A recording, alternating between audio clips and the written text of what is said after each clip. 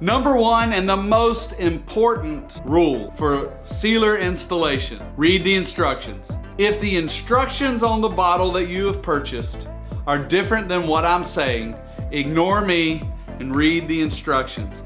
Number two, whatever you're sealing, make sure it's clean. It's hard to get these sealers off once they're installed. So make sure your system is clean. Now that your tile system is clean, you can start with installing the sealer. Most sealers can be installed with a variety of different tools. Just pick whatever your favorite, maybe test out a couple to see which is gonna put the sealer on the best. Number three, do a test. Get a piece of tile that you didn't install, or find an area underneath a piece of furniture that's already been grouted. Take your sealer and test it.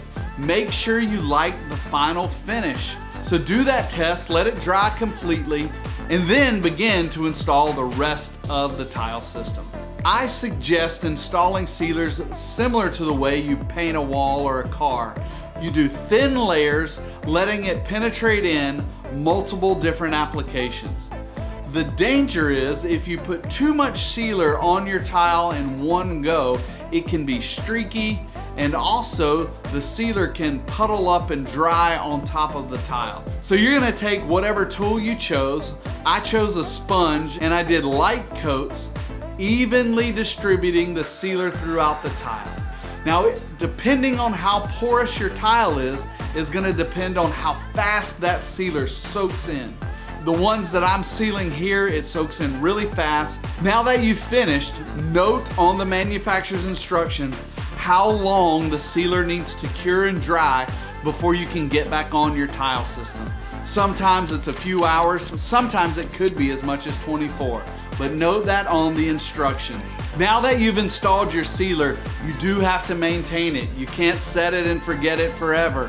Sealers, even penetrating sealers, can deteriorate over time depending on how they're used. An easy way to test whether your sealer is still active is take some droplets of water, and if you drop the water onto your tile and it absorbs immediately, your sealer's probably degraded and not there anymore.